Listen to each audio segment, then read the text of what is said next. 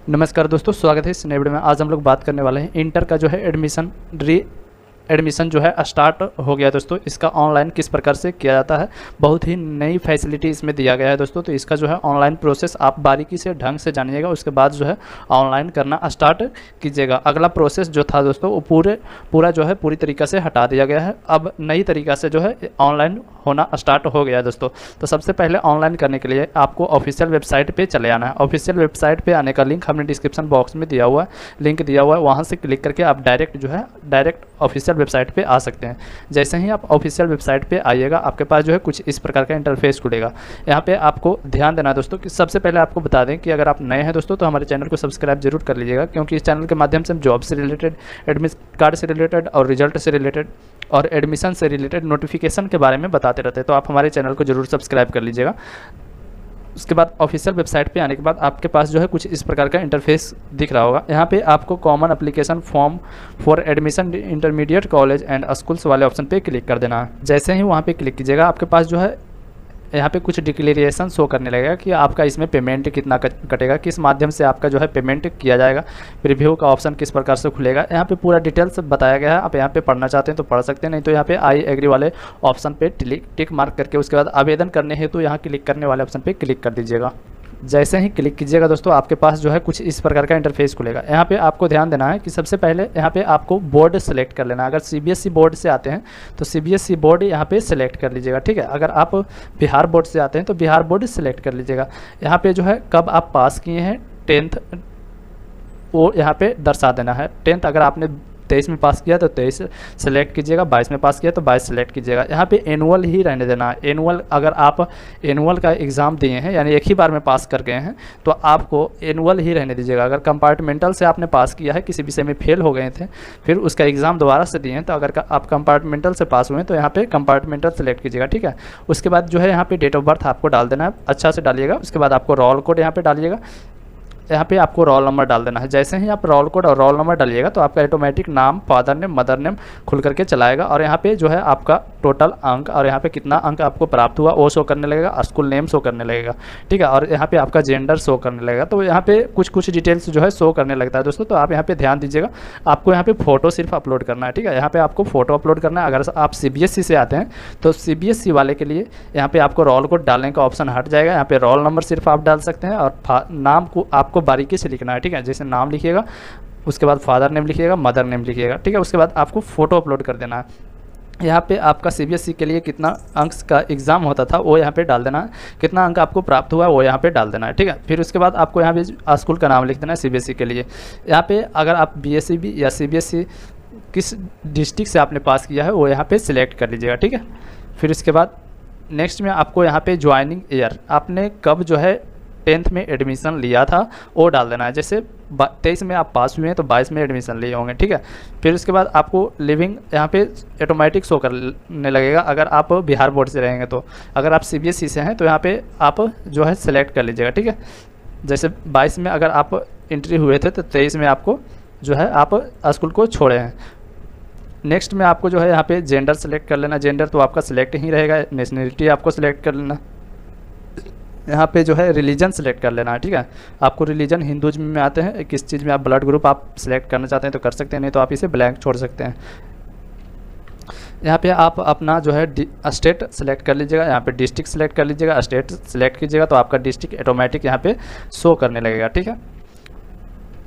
Next में आपको जो है यहाँ पे ब्लॉक्स सेलेक्ट कर लेना है। जिस भी ब्लॉक से आप बिलोंग करते हैं वो यहाँ पे सेलेक्ट कर लीजिए। एड्रेस बारीकी से लिख दीजिएगा, जैसे विलेज, ठीक है। विलेज जो भी पड़ता है, पोस्ट जो भी पड़ता है, पुलिस स्टेशन, इस प्रकार से आप जो है अपना एड्रेस फिलअप कर दीजिएगा।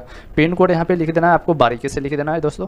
उसके बाद आपको जो है यहाँ पे मोबाइल नंबर लिखना है और बहुत ही अच्छी तरीक़ा से लिखिएगा। यहाँ पे मोबाइल नंबर एक बार डालिएगा जिस फॉर्म में, वो फॉर्म में एक ही बार लेगा। फिर उसके बाद दोबारा दूसरा फॉर्म में डालिएगा तो वो मोबाइल नंबर नहीं लेगा, ऑलरेडी रजिस्टर्ड लिखेगा, यहीं पे लिखेगा। फिर उसके बाद आपको यहाँ पे ईमेल आईडी डालना है। ईमेल आईडी भी वेरीफाई होगा, यहाँ पे ग्रीन टिक करके लग जाएगा दोस्तों। उसके बाद आपको आधार नंबर है तो यहाँ पे लिख सकते हैं, अगर नहीं है तो यहाँ पे सिर्फ आपको टिक मार्क कर देना है कि हमारे पास जो है आधार कार्ड अभी नहीं बना है। अगर है तो यहाँ पे आधार नंबर लिख दीजिएगा। यहाँ पे रिजर्वेशन कैटेगरी पूछा जा रहा है कि अगर आप एसी से आते हैं तो एसी सिलेक्ट कीजिएगा, एसटी से आते हैं तो एसटी सिलेक्ट कीजिएगा, बीसी 2 से आते हैं तो आप बीसी सिलेक्ट कीजिएगा, अगर बीसी 1 से आते हैं तो ईबीसी सिलेक्ट कीजिएगा, ठीक है। फिर इसके बाद अगर आप विकलांग में आते हैं तो यहाँ पे यस कर दीजिएगा, अगर नहीं है तो नो कर दीजिएगा। अगर आप जनरल से आते हैं और ईडब्ल्यूएस आपके पास है तो यहाँ पे आप यस कर हाँ कर दीजिए, अगर नहीं है तो यहाँ पे नो कर दीजिए, ठीक है। फिर इसके बाद आपको नीचे चले आना है, यहाँ पे जो है अपना स्कूल का नाम सेलेक्ट करना है, किस स्कूल में आप एडमिशन लेना चाहते हैं। तो यहाँ पे बताया गया है कि आप कम से कम जो है 10 स्कूल सेलेक्ट कीजिएगा। आप कम से कम 10 स्कूल सेलेक्ट कर सकते हैं और ज़्यादा से ज़्यादा आप 20 स्कूल सेलेक्ट कीजिएगा, ठीक है। कम से कम आपको 10 स्कूल सेलेक्ट करना है और ज़्यादा से ज़्यादा 20 स्कूल सेलेक्ट करना है। तो यहाँ पे स्कूल को आप बारीकी से सिलेक्ट कर लीजिएगा, जैसे जिस डिस्ट्रिक्ट में आप जो है एडमिशन लेना चाहते हैं वो यहाँ पे डाल दीजिए। जैसे नवादा डिस्ट्रिक्ट में आप लेना चाहते हैं तो नवादा डिस्ट्रिक्ट यहाँ पे सिलेक्ट कर लीजिएगा।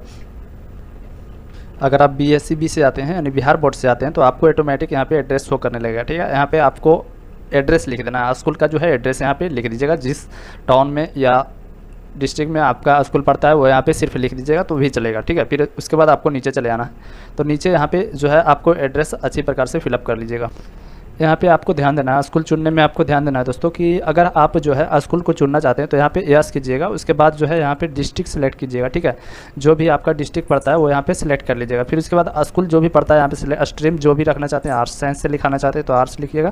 फिर उसके बाद यहाँ पे 12th यानी कि 12वां स्कूल हम चूज करना चाहते हैं तो यहाँ पे क्लिक कीजिएगा, तो आपका ऑटोमेटिक है जो ऊपर में यहाँ पे चला आएगा दोस्तों, ठीक है। जो भी स्कूल आपने चूज किया है, अगर आप इसे हटाना चाहते हैं तो यहाँ पे क्लिक कर दीजिएगा, आपका जो है स्कूल हट जाएगा, ठीक है। फिर उसके बाद आप अगर इसमें से नहीं चूज करना चाहते हैं, कम से कम आपको 10 स्कूल चूज करना है और ज़्यादा से ज़्यादा आपको 20 स्कूल चूज करना है, ठीक है।